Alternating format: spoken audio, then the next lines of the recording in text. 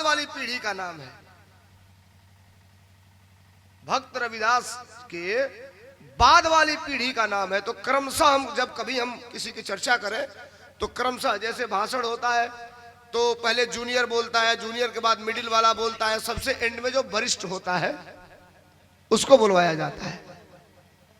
तो जब किसी की हम चर्चा करेंगे तो सीरियल से लाएंगे, 1 नंबर 2 नंबर 3 नंबर 4 नंबर। लेकिन ठीक कभी कभी बातों में पहले बात को लास्ट में बोल दिया जाता है, लास्ट के बातों को पहले बोल दिया जाता है। तो आपने बाबा साहब की चर्चा कर दिया तो मैंने थोड़ा सा बाबा साहब की चर्चा कर दिया, उनके संविधान की एक छोटी सी कहानी जो मुझे मिल गई और जितना मैं रविदास के बारे में जानता हूं। रविदास होना ही बहुत बड़ी बात है, रविदास नाम ही बहुत बड़ा नाम है। ए बिरहा बीर रस कांड हास रस जौन बुझाई सुनिया लोग, जौले रहवा लोग तोले तो सुनैबे कैल लई। ये बिरहा के बाद एक बिरहा हम गाई, इंजीनियर साहब दूसरे बार जब नंबर आएगा तो, और हाथ जोड़ब सबसे कि आज भर खातिर 1 आध घंटा और टाइम हमन के दिहा लोग। उ बिरहा सुनने के बाद ये एहसास हुई कि बेटा या बेटी पैदा कैले के बाद सबसे बढ़हन जरूरी जौन बा अदब सिखावल। अदब अक्का अदब सिखेबे भैया। अभी मैं अपने बेटे का बचपन नहीं देख पा रहा हूं, तब तक हमारा बेटा जवान हो जा रहा है। जवान का करता लड़का छोट रोवत न सनत महतारी कह ले मोबाइल ले जो कार्टून देख। इतना खराब चीज बा मोबाइल, निम्मन बा दुनिया का जानकारी देता। हाई फेसबुक चलावत मान लेगा, खोलले वाला देखत इंजीनियर साहब का पोस्ट कैल, बागी जी का पोस्ट कैल, सरकावत देखत निमन का देखत देखत सारे अपने मने में बौर का आ जाता। में आ ऊ ई ऊ कू का लगत सब वही में करे कुछ अपन मन काटा तो सारे कटतो नहीं के बैक करे तो बैको नहीं के ओके डायरेक्ट कटब तब कटता। हंसी मत, जो मैं कह रहा हूँ बहुत रियल बात कह रहा हूँ। जितना आपको जानकारी नहीं है उससे ज्यादा छोटे बच्चे को मोबाइल में जानकारी है। वो जानता कि कौन 100 दबाई तो कौन 100 वाला वीडियो आई। ए भाई पढ़ाइयों का पैटर्न चेंज हो गया। पहले हमने का पहाड़ा कहल जाए, इतने के का कहल जाता पिंटू इंटू ला, हमने कहल पहाड़ा तो कहल था इंटू। वाह रे इंटू। अब बुझा ना नया पर सुनल जा तब बुझेबे ना करी कि हक आई। आइए थोड़ा सा मिजाज हम आपका रंगीन करें, एक छोटी सी चर्चा है। कैसे मास्टर?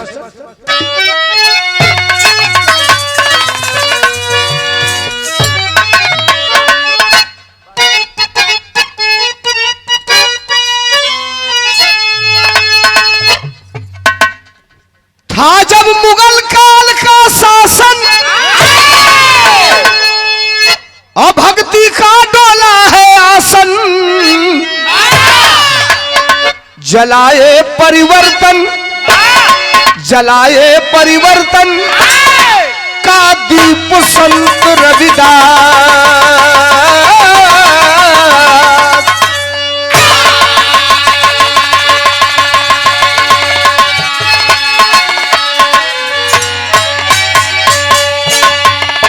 सोचल जाओ कि आजाद भारत में कहीं कहीं ऐसा होता है कि जब हम समता मूलक समाज की बात करते हैं, पिछड़ों और दलितों के अधिकार की बात करते हैं तो मुझे गोली खानी पड़ जाती है। आज के परिवेश में ऐसा हो रहा है। और जब संत रविदास पैदा हुए तो उस समय रविदास के समय में मुगल काल था। कौन काल था? मुगल काल। मुगल काल के शासन में भक्त रविदास ने एक ऐसी ज्योति जलाई, एक ऐसा प्रतिबिंब जलाया जिसके छांव के तले, जिसके उजाले के तले हम और आप अपने स्वाभिमान को बचा करके जी रहे हैं। बड़ी पुराने को तरज लागल। कौन तरज हटू न मास्टर?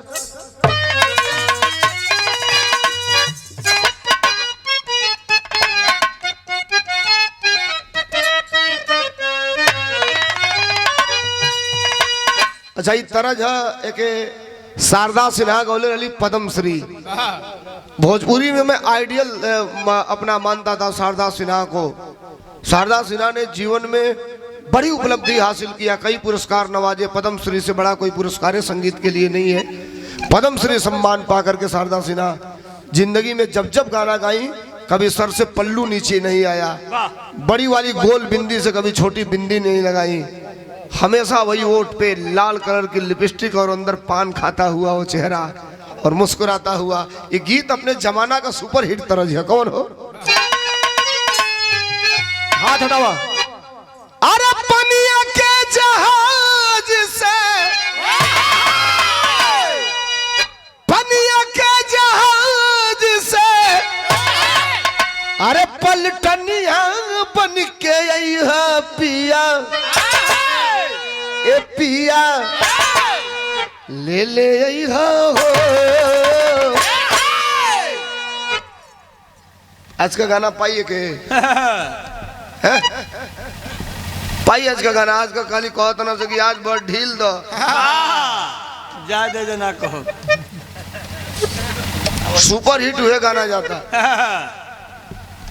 एगो नया पर दुकान गोले रहा हो, अबे आई लले वो नया नया देखा दिमाग से उतरा था। हाँ ना यो ढोड़ी का तो मरना से सारे नाश कर दिया से पूरा 2023-24 में गाना गा गा के। एगो तो गाओ तो टोई टोई आटा कलोई कुआ कैले बा। हाँ देवरा खोद खोद के दुकान जी हमार कुआ कैले बा। क्लाइमेट चेंज साहब कई मिलियन गाना चल गया। एहू जाले गनीमत एगो गाओ तो सब ढोड़ी खाली ढोड़ी है। ढोड़ी दूध का कटोरी है के कर दही जान के चुन्ना मत चट लिया। इनका नाम है ब्रिजमोहन। रिश्ता में हमार फूफा लागेलन। घर और नरसी डांड। इंजीनियर साहब सवेरे बतिया लिया इनसे। केहू का तबीयत खराब हो गई तो हमसे कहला नेताजी गाड़ी दो ड्राइवर दो। हम कहनी का हो तो ले जाए के बाद तबीयत खराब बा। अब गाड़ी वो दे देनी ड्राइवर दे देनी। कहला कहाँ ले जाए? हम कहनी बनारस लेके चल जा। कहला कहाँ? हम कहनी BHU। ये बनारस में लेके ना भुला गई कौन हॉस्पिटल में लेके जाए के बाद नौवे भुला गई। एक जगह सड़की पे गाड़ी रोक के उतर गए मेहरारू 45-48 वर्ष का आवत रहे। नियर आयल तो कहला दीदिया जी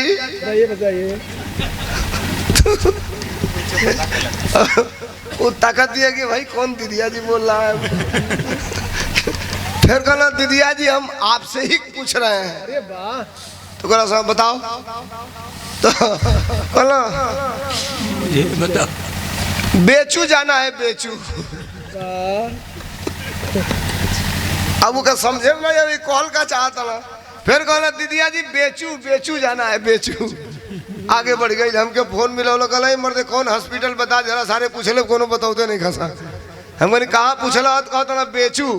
हम कहनी बेचू अगर नहीं ना होगा ना हो BHU। अब पूछबो बेचू तो क्या बताई हो तरजबा अपने जमाने का उम्दा तीज है। कैसे? अरे पनिया के जहाज से, अरे पलटनिया बन के यही है पिया, ए पिया ले ले यही हो, ले ले यही हो हमके टिकावा बंगाल से, ले ले यही हो हमके टिकावा बंगाल से।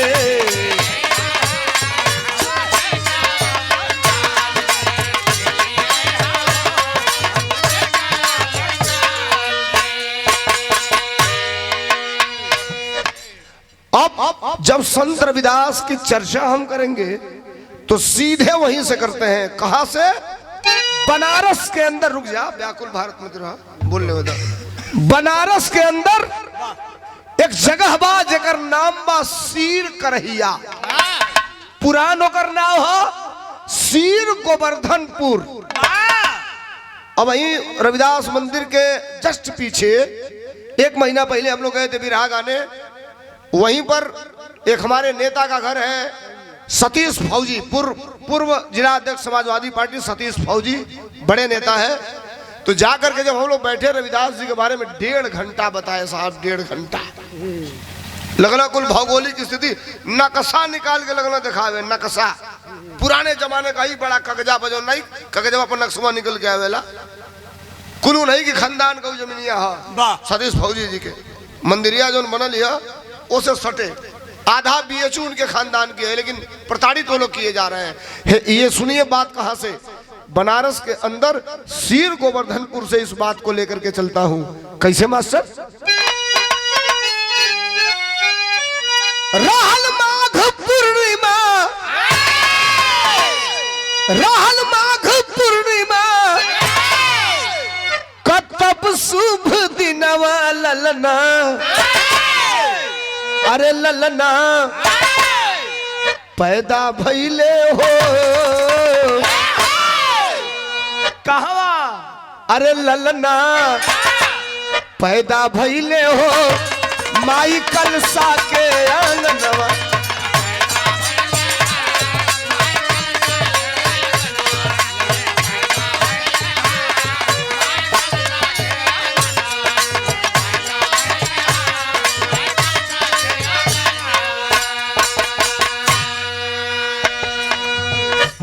माई का नाम कलसा देवी, एक पुत्र का प्राप्ति भइल है, जो ने बेटा का नाम रविदास रखल गई। इतना माई का नाम कलसा देवी है, बाबूजी का नाम का रहे पिता संतोख,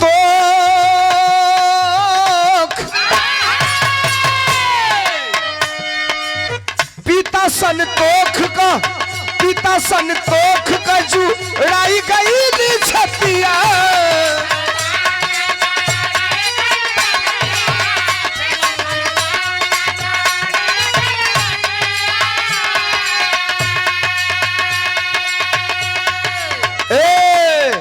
बेटा का नाम रविदास। उचात हुआ कि हमारी काम धंधा में हाथ बटावे। काम धंधा का रहल, जिस जात जिस वर्ण व्यवस्था के हिसाब से उस समय हमारे और आपके बीच में डिवाइडेशन किया गया था कि आप वही करेंगे जो आपके जी में दिया गया है। साहब हम बात करते हैं मनुस्मृति की, केवल मनुस्मृति मत कहिए, जहां मनुस्मृति बोली है वहां समझाइए कि मनुस्मृति में हमें दिया क्या गया है, हमारे जिम में बांटा क्या गया है। मनुस्मृति में आपको पढ़ना बना है। मनुस्मृति में अगर आपने भूल से कोई चीज याद कर लिया तो आपके कान में रांगा डाल करके आप उस कान को दहला दिया जाएगा, ये भी लिखा गया है। और भारतीय जनता पार्टी का एक सांसद कहता है कि हम देश में संविधान को खत्म करके मनुस्मृति लागू करना चाहते हैं। एक बात हो, देश के पार्लियामेंट में अनुसूचित जात के कई सांसद होंगे, बैकवर्ड जात के होंगे। भारत का गृह मंत्री कहता है कि 100 बार अंबेडकर अंबेडकर कहते हो, एक बार राम का नाम ले लोगे तो तारन तार हो जाएगा। कोई शेड्यूल क्लास का व्यक्ति खड़ा होकर के उसी समय किसी सांसद को खड़ा होकर के इस पे बगावत करना चाहिए। बुरा मत मानिएगा साहब, संविधान को मानने वाले कुछ लोग भटक गए, लेकिन ऐसा नहीं है। संविधान को बचाने का जिम्मा भी आज इस देश और प्रदेश के कई नेता ले चुके हैं। हम मोर्चा बांध करके खड़े हैं। जो संविधान की बात करेगा उसे जेल में डाला जाएगा, फर्जी मुकदमा लिखा जाएगा, गोलियां मार दी जाएगी। लेकिन ये अहले वतन है, गोलियां चलाओ, जेल में डालो, मुकदमा लिखो। ये संविधान भारत की आत्मा है और संविधान के मानने वाले लोग जब तक रहेंगे तब तक आप संविधान को खत्म नहीं कर सकते हो। अब तो नहीं जावल्ला का पिता संतोख का, पिता संतोख का जुड़ाई गई छतिया,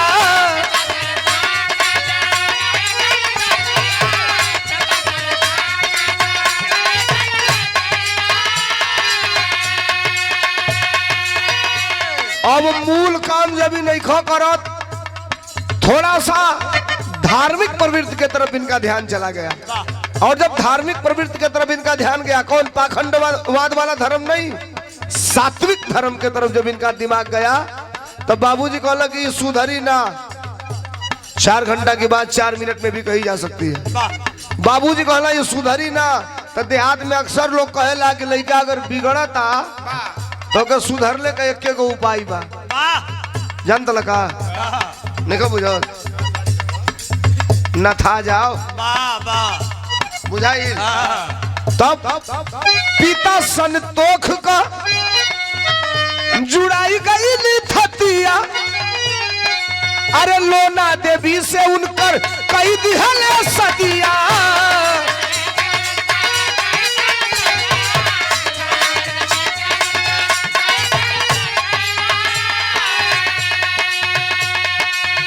आई देखो यहू जाम को है नहीं, कोई जगह तो मार हो गई। रविदास भक्त के मलिकाइन का नाम लोना देवी हमारे लिए पूजनीय है, लेकिन जरा यहां आइए ना जहां मैं आपसे बता रहा हूं। पहले के जमाना में नाव धरे वाला काम हम तू ना करल जा। लड़का पैदा होके तब माई बाबूजी घर का लोग जाओ, ए महाराज तनी देखो एगो बेटा पैदा भइल अगर का नाव धोइल ना तो कहो से जाके धो से कतवारू। ए सरकार तनी बताई लड़का पैदा भइल बा, बेटा पैदा भइल बा, अगर का नाव धराओ तेकर नाव धरल गोबरी। आय अपन बेटा पैदा हो के तो ओकर नाव धरी लो रामचंद्र, लक्ष्मण प्रसाद, शत्रुघ्न, भरतलाल, अमृतलाल, चंदन तिवारी, वेद व्यास। हमारी तोहरे लड़का लेकिन का नाम भनमतिया, कबूतरी। साहब सुनिए तो घर गिर हंसती में, अरे घर गिर हंसती में, अरे घर गिर हंसती में लगे नहीं मनवा ललना पैदा भइले हो, ललना पैदा भइले हो, ललना पैदा भइले हो, माइकल सा के अंगनवा ललना पैदा भइले हो।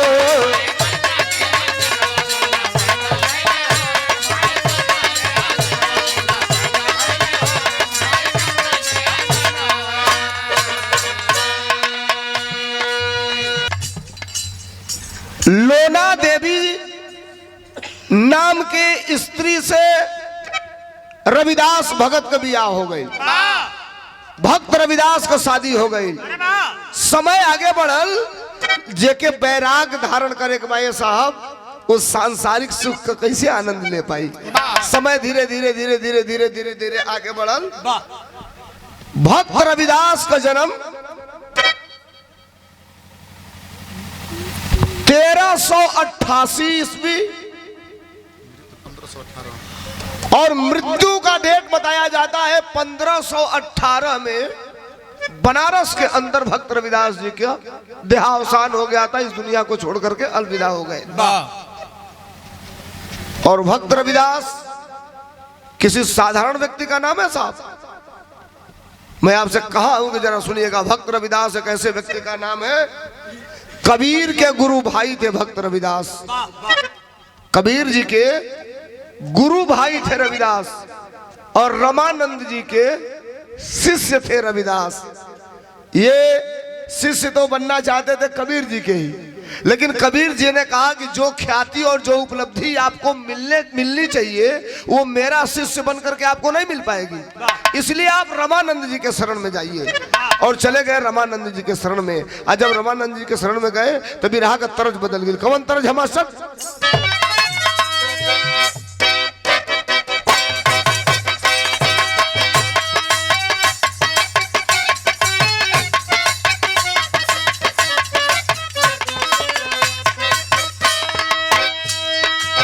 तरज में बड़ा पुरान तरज है, नौका अगला बिरहा में सुनाई, लेकिन है पुरनका में कितनी झलक है तनी देखिए लोग। कौन गीत था? अरे हाथ में मेहंदी, हाथ में मेहंदी मांग से नूरवा, हाथ में मेहंदी मांग से नूर, बर्बाद कजरवा हो गई ना, बर्बाद कजरवा हो गई ना।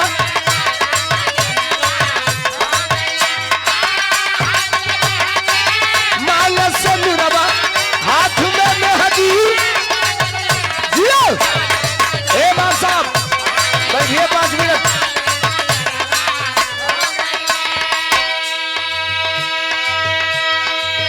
ऐसा बियाह हो गई तब बाबूजी सोचला कि बियाह कर दे तो रविदास सुधर गई है, 2 रुपया कमाए लगे है, काम धंधा करे लगे है। लेकिन जेके पैर आगे जा गई बाबू कहां से काम धंधा करी। जब ना सुधरना भक्त रविदास तब माई बाबू का कैलन मास्टर भक्ति में,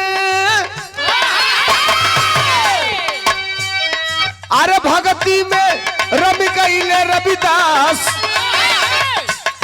अरे भक्ति में रम गईले रविदास। माई बाबू अलगा कई दिहले, माई बाबू अलगा कई दिहले।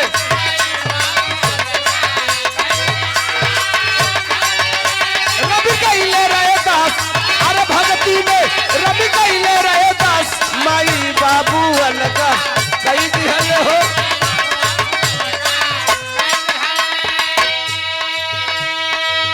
भक्ति में रवि गईले रहे दास, माई बाबू अलगा कई दिहले। अरे रहिया कबीर जी बताए हैं, अरे रहिया कबीर जी बतवले तब रामानंद का चेला बन गईले, रामानंद का चेला बन गईले हो। रहिया कबीर जी बताए हैं तब, अरे रहिया कबीर जी रामानंद का चेला।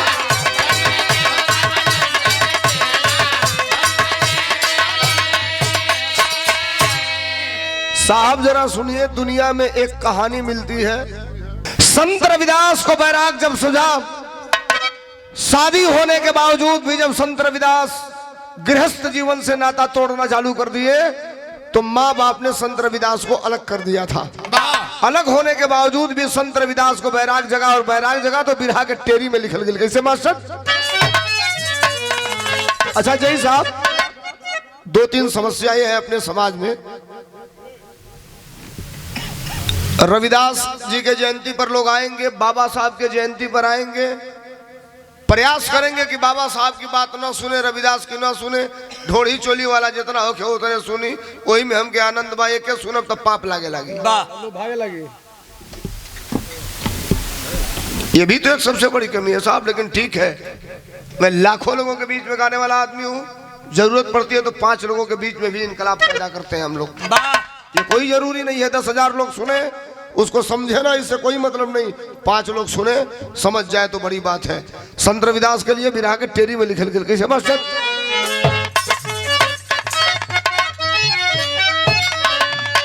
दुनिया में तब रविदास छा गए, भक्ति अटल हो गई, मन में है विश्वास।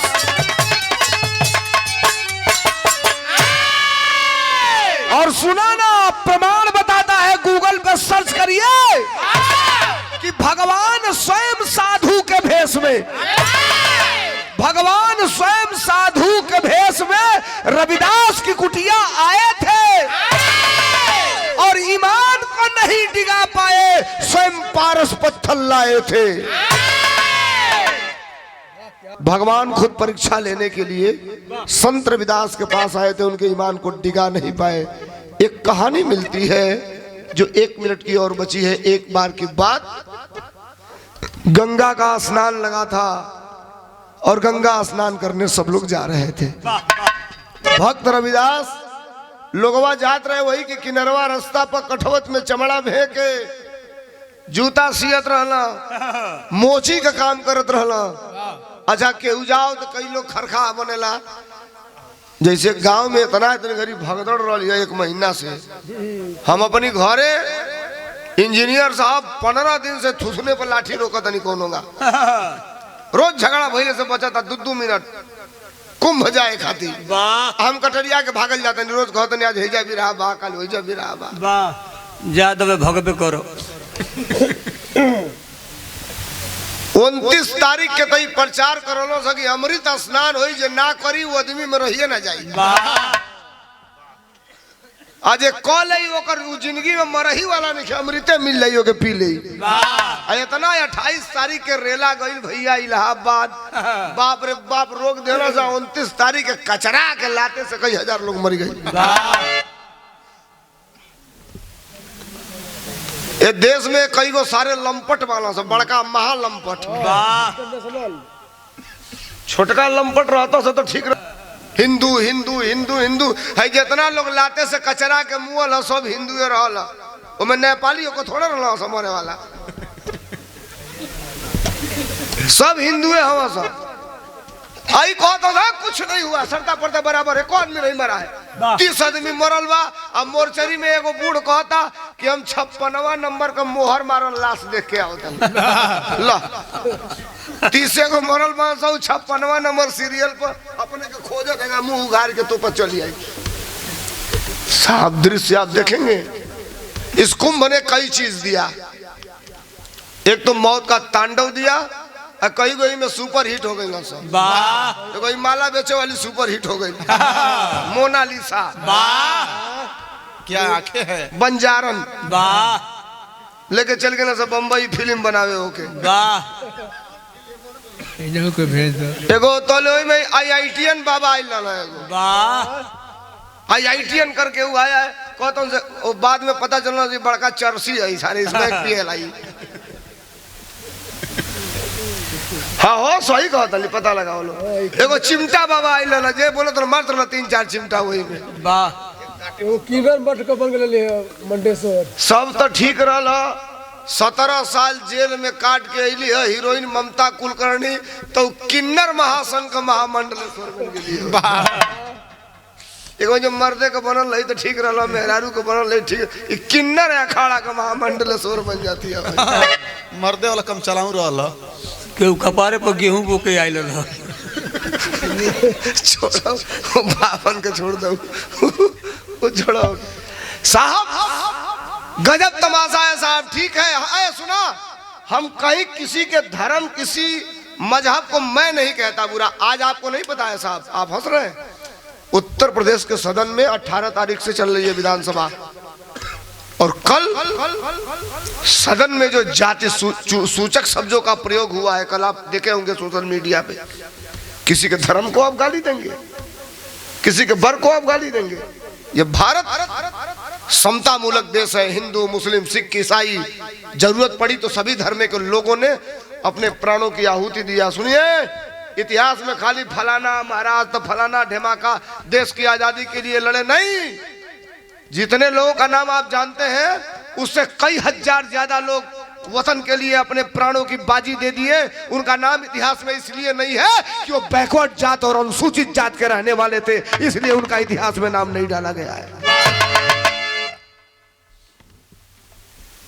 गांव में जंघिया नहीं खे लड़का को, मेहरारू का पेटकोट नहीं के किनार, जाके कहते जाए भैया है उनके हटावे के बारी संभर जाइए। तो कई को बरुआ ऐसा बालों से कहता हूँ सा काहे के संभर 5 किलो ये न देता ना सा दूसर के देता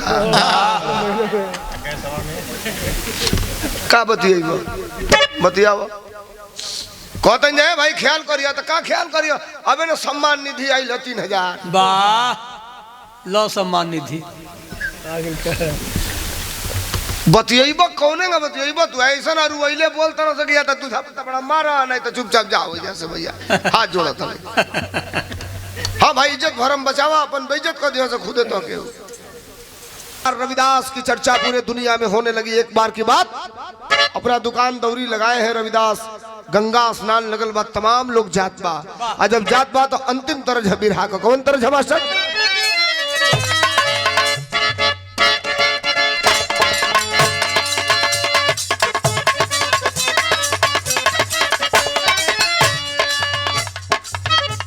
वो मुर्गवा काटे वाला लइकवा कई तरह है, बिहार वाला मेहरारू मर्द के बीच का ही अंदर का बात है। मौगी कहती है का कहलस, हम पहनले बानी नवा का जमाना का ड्रेस,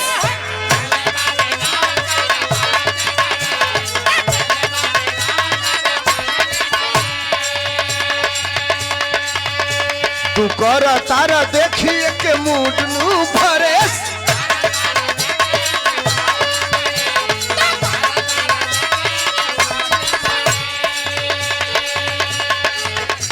हम पहनले बानी नावा का जमाना का ड्रेस, तू कर तारा देखिए के मूड नु फरेस। तब लइका कहलस ए दिल्ली वाली तू ही लाल किला हऊ का, ए दिल्ली वाली तू ही लाल किला हऊ का, तुहर ओठ नीला नीला तू तसीला हऊ का, तुहर ओठ नीला नीला तू तसीला हऊ, तुहर ओठ नीला नीला।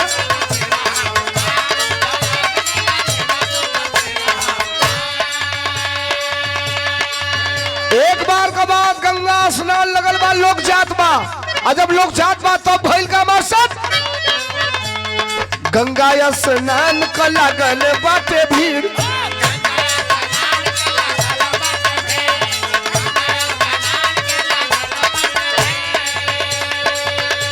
अरे श्रद्धा से जाला लोगवा गंगा जी के तीर।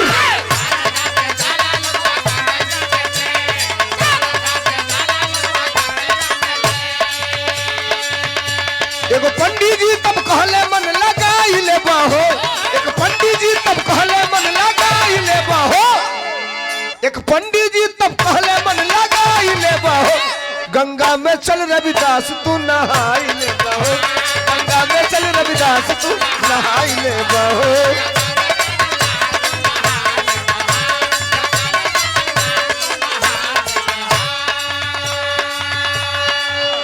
खरखाई में झोरा ले ले, हम पोथी पतरा ले ले, हम यानी पंडित जी चल जाला गंगा जी नहाए। रविदास के देखला तो हे दृष्टि से कोनो कोनो बात लागुन कहल जाला, हे दृष्टि से कहला ए रविदास जूतवे सियबा जिंदगी भर के कुछ बढ़ियो काम करबो। रविदास कहला का तो कहला चलो नहा लगल बा गंगा जी का नहाए आवल जा। बेचारा 2 मिनट कुछ बोला ना कहला देखबो आज कई जानी के जूता देवे के जिम्मा ले ले बानी, आज फुर्सत नहीं के हमर लगे काम धंधा आज कुछ ज्यादा मिलल बा, यही से पेट पर्दा हमार चलेला। ए महाराज नहाए जातला तो जा, ठीक बा हमके नीके याद दिला दिहला तनी एगो हमार काम क देबो। कहला कौन काम तो बताऊला, का बताऊला? दे दी हमारो, दे दी हमारो तूने बता ले जाई के गंगा जी के हाथ डालना चमड़वा की कटोरिया में नहीं, कठवतियों में नहीं। कौन रविदास तू हवा चमड़ा की झोरी में, क्या बात है। वही में से कुछ निकलना द्रव्य निकाल के कहला है लो ये महाराज पंडित जी एगो काम करी है, दे दी है हमारा तू नेवता ले जाई के, ई गंगा जी के हमार नेवता है के दे दी है। अब करे बात जवन कुछ दी है दे दी है लियाई के,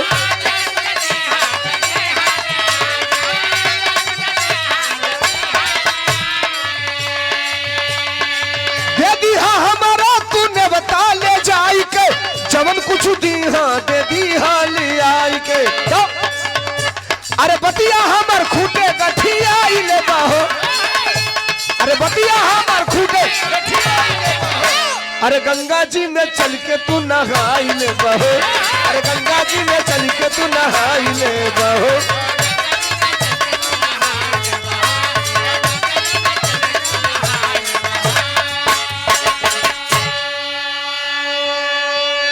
असल बात तो ये था कि भक्त रविदास मूर्ति स्थापना तीर्थ और धाम में विश्वासी नहीं करते थे। सत्यता तो ये है, मैं फिर आपसे कहा हूं 20 लोग ही रहेंगे नौजवानों। सरोज गाएगी, अच्छा भी रहा सुनना। सरोज के बाद मैं जो गाऊंगा किसी सेमेस्टर में तुमको जरूरत पड़ सकती है, काम आ सकता है। और मैं गारंटी दे रहा हूं डंके के साथ, हिस्ट्री के प्रोफेसर से, केमिस्ट्री के प्रोफेसर से और ज्योग्राफी के प्रोफेसर से, जो इसके बाद वाला मैं भी रहा गाऊंगा। इसलिए कि ये गाना इसलिए जरूरी था कि इसी उपलक्ष्य में मैं आया था। एक बिरहा इंजीनियर साहब मैं गा रहा हूं 3 महीने से लगन से। बिहार के 2 रिटायर्ड जज और एक वर्तमान आईपीएस अधिकारी। इस बिरहा को मैं 8 महीना पहले गा के यूट्यूब पे छोड़ दिया था। अधिकारी बेटा और बदनसीब बाप। उस बिरहा को जब उन 2 लोगों ने सुना, 3 लोगों ने सुना, तो सुनने के बाद मुझे टेलीफोन किया और कहा सोलंकी भाई यूट्यूब पे मैं आपका जो बिरहा सुना हूं, इस बिरहा को आप सार्वजनिक मंच पे गाते हैं कि नहीं गाते हैं? हम कहे नहीं भैया इसको तो नहीं गाते हैं। एक आदमी ने बताया कि मैं रिटायर्ड जज हूं और आपसे कह रहा हूं कि सार्वजनिक मंच पे भी इस बिरहा को आप गाइए, जरूरत है। कलेजा फट जाएगा अगर आप बैठे रहेंगे सरोज के बाद, तो उस बिरहा को मैं सुनाऊंगा, सुनिएगा। और ईमानदारी से कह रहा हूं, जो बेटा पैदा किया होगा या जिसके बाप होंगे अभी जिंदा, वो सुनेगा उस बिरहा को। सुनने के बाद आपको लगेगा बिरहा होता क्या है। रविदास जी के जयंती पाई लीजिए, तन सा जीवनी गावल जरूरी रहला। हथवा में से द्रव्य निकलना कहलक ये महाराज एक ले ला आ गंगा जी में डुबकी लगाई है। डुबकी लगौले से पहले ही हमार न्योता हो भैया भैया भैया भैया हमार न्योता हो, ये न्योतवा के गंगा जी के दे दी है। आ देखो गंगा जी वो बदले में कुछ दी है तो ले आके हमके तू वापस दे दी महाराज। धोखा मत करिए हमारे साथे। तू जानत रहला कि धोखा होइबे करी। कब कब आदमी के आभास हो जाला कि हम जो कहत नहीं कर परिणाम का होई। अब पंडित जी न्योतवा रविदास को दिहल लेके गईलन। गंगा जी में बुड़की मरला, हाथ में पकड़ले हवा। 2-3 बुड़किया मरले के बाद कहला गंगा जी देखा भाषा उनका रविदासवा चमार तो गई दिले बा न्योता। देखो ये भाषा सुनिए लोग, बुरा मत मानिएगा साहब। Oh my God please do not to speak in this time. सरकार बाजा वाले भाई माहौल दूसरा है, सुनिए। कहला गंगा जी यही तक न्योता मिलल बा।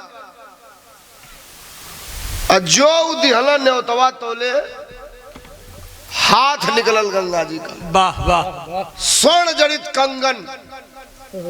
अच्छा, जहां विज्ञान खत्म हो जाता है वहां से आध्यात्म की शुरुआत हो जाती है। और कहीं कहीं वहां भी हमको जाना पड़ता है, लेकिन मैं रूढ़िवादी परंपरा में थोड़े जाऊंगा। ठीक है, मुझे एक मिनट के लिए एक्सेप्ट किया, लेकिन उसका भी कहीं कहीं कोई समानांतर बात होगी जिसको मैं उसमें सटाऊंगा। हाथ एक निकला गंगा जी का और चमचमाता हुआ कंगन। कहली के न्योतवा उनका हम कबूल कर लेनी भक्त रविदास को।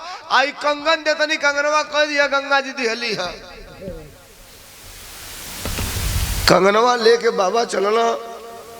एक बुड़किया और मारे वाला रहला, लेकिन कंगनवा जो मिला लगता है कि बुड़किया मरी। नियत तो उनका गड़बड़ हो गई।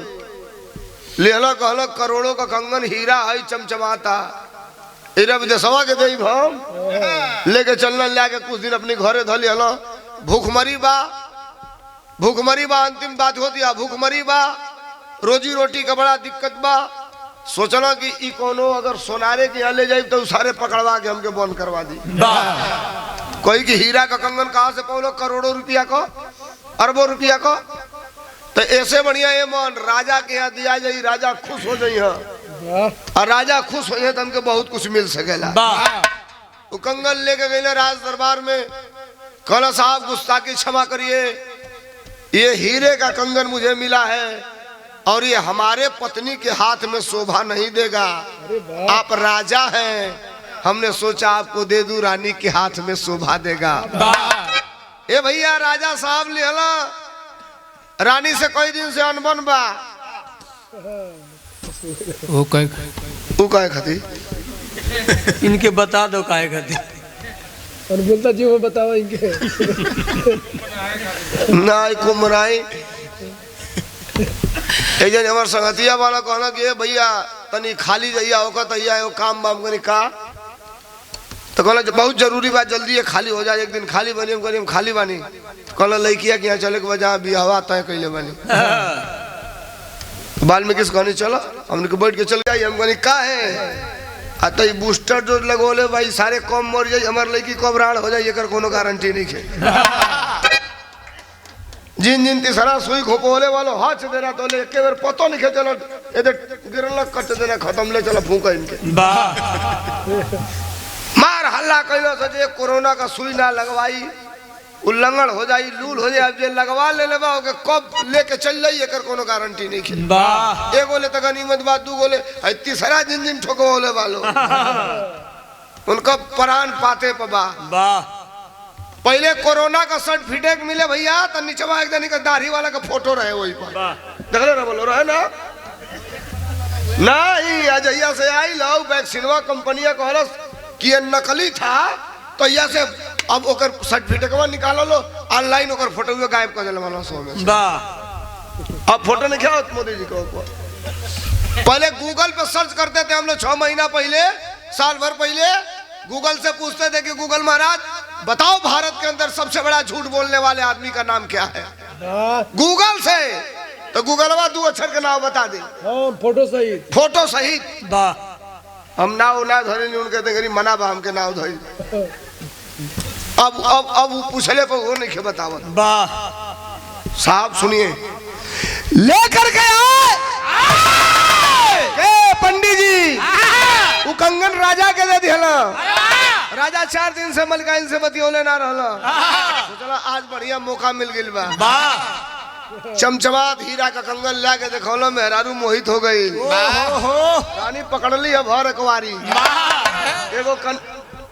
एगो कंगन वही कलाई में डाल के रात भर सुतल हलो वाह बिहान भइल मेहरारू करस कि हम न खाइब न पियब न आज की बात तुम्हारी साथे सूता हमके तो तोहर लोग का कहत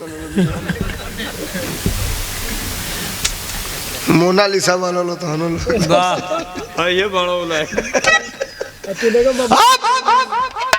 राजा कहला का है तो कहली कि कंगन का जोड़ा ले आवा अरे वाह कब कब आदमी अपने होशियारी में फंस जाला अब राजा कहला फलाना पंडित जी को बोला अब पंडित जी आइला कहला हाँ सरकार कहला एक कंगन लाए हो इसका जोड़ा ला के दो वाह उनकी बस का कहा भाई जोड़ा ला के दिया फंस गए कहला दो नहीं तो बाल बच्चा सहित तुमको चूल्हा भार झुकवा देंगे वाह पंडित जी को बुद्धि तो हरा गई अब कहीं ना कहा पंडित जी लाजन बोलत नहीं खा 2 दिन का वक्त मिला है दूसरे दिन पंडित जी जाते हैं रविदास के सामने भक्त रविदास के सामने हाथ जोड़ के खड़े हैं वाह कहलो महाराज लालच में हम बहुत बड़ा गड़बड़ काम कर दिए थे और आप नहीं बचाओगे तो मैं और मेरा पूरा परिवार इस दुनिया को त्यागना पड़ जाएगा वाह भक्त रविदास कहला का भइल अत तारने उतवा गंगा जी के देहनी तो गंगा जी को कंगन दे ले रही वाह हीरा का कंगन रहला आ कंगनवा तोहके ना दे के हो रविदास हम राजा के दे देनी लालच बस तो कहला तब जाए तो दे दिया कोनो बात नहीं के कहला ना ही राजा के तो दे दियली अब राजा कहत ना दूसरा होकर जोड़ा ले आओ ना तो मुँह आई वाह अब हम का करी अंतिम लाइन हो भक्त रविदास कहला घबराइले के बात नहीं खे हाथ डलक कठवत में रविदास का नाम रैदास भी था गुरु ग्रंथ साहब जो सिखों का धर्म ग्रंथ है उसमें भी रैदास की चर्चा है वाह तो नहीं अंतिम लाइन है सुनिए लोग हाथ डलक कठवत में कठवतिया में हथवा डलना तो सेम वैसने निकाल के चमचमात कंगन रविदास वही पंडित के दिहलन वाह लेके गईलन ले जाए के जो ही राजा के दिहलन राजा पूछ बैठा कि आखिरकार ये कंगन लाए कहां से हो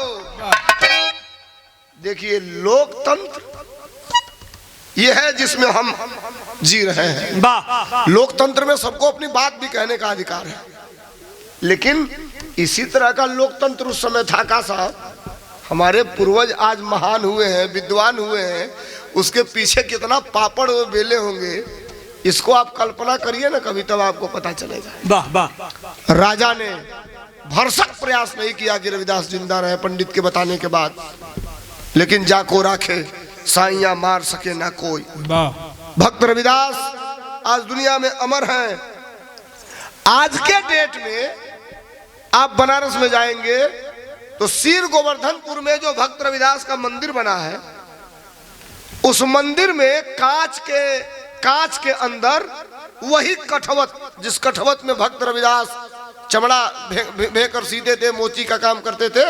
वह कठवतिया बुलेट प्रूफ शीशे में, कांच में, बुलेट प्रूफ कांच में आज के डेट में भी वो कठवत बनारस के सिर गोवर्धनपुर भक्त रविदास के मंदिर में रखी गई है आज के डेट में भी। ऐसे थे भक्त रविदास जो हमारे बीच में नहीं है, दुनिया को और समाज को संदेश देके चले गए। भक्त रविदास कहीं मानना रहे कि यदि मन चंगा तो कठौती में गंगा, मन के साफ कल कुल मैली इज्जत हो आ जाई। इतना गंदा हो गई बली गंगा जी, नहात नहात हो जा मट मैला इतना, अरे सबे संगम में जा नहीं खेपावत। अब पनिया हो गई भी आई गड़ैया में मरिए वाला ही हो जाली सको उन्होंने कब मछरिया मार के छोड़ दिलो सब। 4 डुबकिया लगोले के बाद लोग कहता जिंदगी तर गई हमारी। अरे 5 दिन इतना टप्पा झूठ बोलना से कहता हूँ 144 बरिस की बाद ऐसा संजोग आई। अरे भाई हमारे घर का एक दिन बेटा हमारा कह रहा है पापा 3 पीढ़ी के बाद आएगा ऐसा संजोग। हम कहें तब तो कुंभ नहा लिया जाए। हम कहें 26 की बाद करी पहले ना, वो भीड़ी में गले के बाद फैटा फैटी ठेला ठेली बा के जाइयो। भक्त रविदास युग पुरुष थे, भक्त रविदास समाज के सुधारक थे, भक्त रविदास के वचन हमारी आत्मा है। और भक्त रविदास दुनिया के ऐसे संत थे जिसने दुनिया को संदेश दिया सामाजिक एकता और समरसता का। बात हमारी खत्म भाई, अंतिम लाइन के बाद कैसे मास्टर?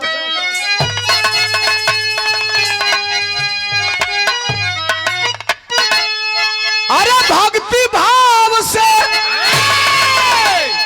भक्ति भाव से होई तब तनवा करंगा मिली है। अमनवा चंगा रही तो कठवती में गंगा मिली है।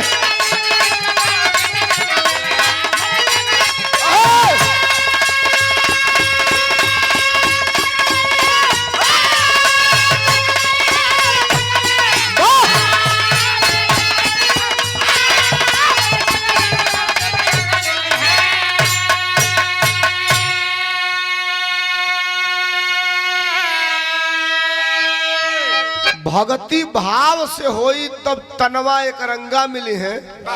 अब मनवा चंगा रही तो कठवत में गंगा मिली है। भक्त रविदास का ये वचन आज भी प्रसारित है, आज भी लोग भक्त रविदास की चर्चा करते हैं। विरह का अंतिम लाइन कैसे? गुरु बिहारी गुरु गणेश है धन्य हरि की लीला, स्वर्ग चंद्रिका कवि जी जोड़ कोई ना मिला। कहो एगो वीडियो हम देखत रहली हैं, बाला गुरु के कुछ केहू कहले बा एने ओने, शायद यूट्यूबरे भाई के भेजले रहला। बिरहो में बड़ा फांसी बा। तो लो सुन लो क्या नहीं सुन लो, कहाँ रह लो मर्दबा सुने के चाहिए। दुनिया में तब रैदास छा गए, दुनिया में तब रैदास छा गए। सोलंकी गया कभी पर पूरा वापिस आवास, दुनिया में तब रैदास छा गए।